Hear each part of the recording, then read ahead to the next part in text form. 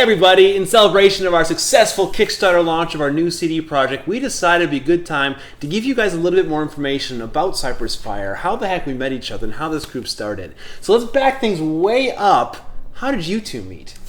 We met in high school. High school. We were 16 years old. Yeah. Almost 17. And we were both in the Illinois All-State Musical at the time. Tyler was from Effingham, Illinois, which is about an hour south of me. All of our rehearsals took place in the Chicagoland area. Yep. And so we would caravan, road trip up there together. Yeah. I think I got home from like a marching band football game. Yep. You were I'm on the floor of the living room playing video games with your little brother. Little brother. Yeah. Playing a wrestling video game on the Nintendo 64. Yeah, absolutely. And then my parents still have a 1992 Chevy Suburban.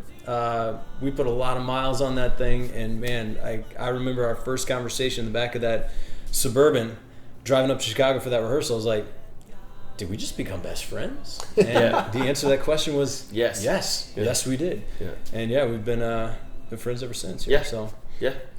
It was great. What's your favorite dinosaur? 1, 2, 3. Velociraptor. You didn't do it. My name's Jeff. This is weird being in the middle. I'm just but that's telling me. I mean, we date back again to 16, going on 17 years old. It's it's amazing. It's been. It was very easy. Very easy we were fast friends really quick. Yeah. We were kindred. So then we fast forward to 2007. Yep. Home Free is going on. Our very first kind of real big gig was a cruise ship to Alaska for 4 months, and our tenor at the time, Matt Atwood, had just got offered a role in professional theater for Les Mis, and he loves that show. He's like, guys, I got to do this.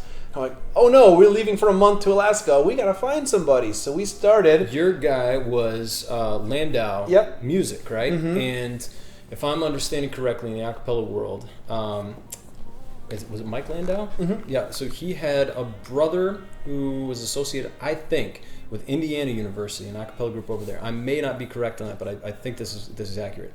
And he went to high school with a guy named Robbie Goodman, who sang in the same a cappella group as me at Illinois, called the Extension Chords. So they reached out to Robbie first and asked if he would be interested in filling in the tenor role. Robbie had just gotten a job with Google. I believe he still works with Google at this point in time.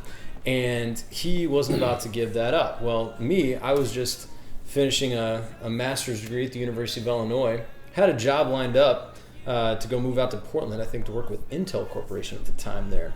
And Chris and I got connected through Robbie, and we did the audition back and forth. Yeah, send me some of your stuff. Tracks, and we talked once on the phone, and you're like, okay, you're in.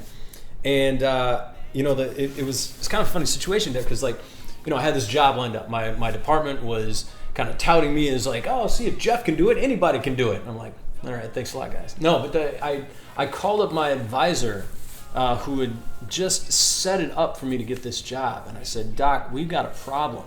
And I explained to him the situation where I'm then choosing between going into corporate America or taking this gig on a cruise ship to go do something I absolutely love to do, and kind of just a wild right turn.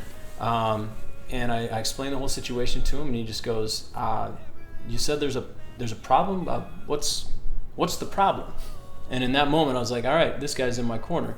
And then after that, he goes, "You know the rules, though. Never call me after 10 p.m. I'm going to bed." And hangs up the phone right there. But from that time, I said, "All right, I'm doing this." So I graduated finished my master's degree, walked on a Sunday, drove up on a Monday, met you guys that night. I think 3 days later, started rehearsals, and then we did a show, a local show. Yeah, I think we did something. And then like 10 days later, we were on the cruise ship doing our first Taste of Things to Come show in Alaska. It's pretty wild. Yeah, and then over the years, Jeff and I stayed connected. He got subbed with Home Free a few times. He really helped us out during the sing-off because he helped run the B group back home while we were on the TV show. It was so awesome to watch you guys win, knowing that I would never be able to sing with you guys ever again because you had notoriety there. But no, it was lo and behold, here we are. And then I left Home Free. I started doing my own solo career, and then the pandemic hit, and Jeff had moved to Florida 4 or 5 years ago, and he said, I got this big empty house down here in Florida. It's pretty lonely, plus all these lockdowns. This is not fun. Why don't you come down for the winter? Because winters are gross in Minnesota. And I said, I am going to come down. So I came down and lived with Jeff for 2 or 3 months. Yeah. And then he introduced me to his buddy, Tyler, who also wanted to come down to Florida because it was warmer than Kansas City. Yeah, dude. And then for whatever reason, we both decided that Orlando wasn't good enough, so we wanted to go down to West Palm for a little bit. To my sister's condo in West Palm Beach. Which is fantastic. It's one of my favorite places. And the three of us, because I heard Tyler sing, at that point he'd sung something with 7th Ave. I think we did a couple 7th Ave things. Yeah, he's great. And we then did something with Tristan, and then you and I did that Justin Bieber song. Yeah, and I'm always looking for new projects to do for my channel, and so I said, the three of us should do something. One of these days we'll get around to that. And then we're sitting on the beach. We're literally sitting on the beach, and this is a little known fact. Cypress Fyre, as we weren't even named at that time, we actually started out as a quartet. Because it was the three of us sitting around just trying to figure out harmonies on Bless This Broken Road, which is our first video that we recorded. And the beach attendant for the condo was just enamored and came up to me. He's like, "Oh yeah, I like Boys to Men Alive too." His name was Gabe. Yes, that's right. Gabe was sitting there, and I'm telling you, Gabe sat with us for a good 20 minutes. Long time. We weren't really talking to Gabe because we were actually trying to sort this out. Working right now. But Gabe thought that this was his time to I don't know, get in with us there, and it was very endearing, very fun, and a good memory to think about how it all kicked off. But yeah, he's like, "You guys are so great. You must be famous or something."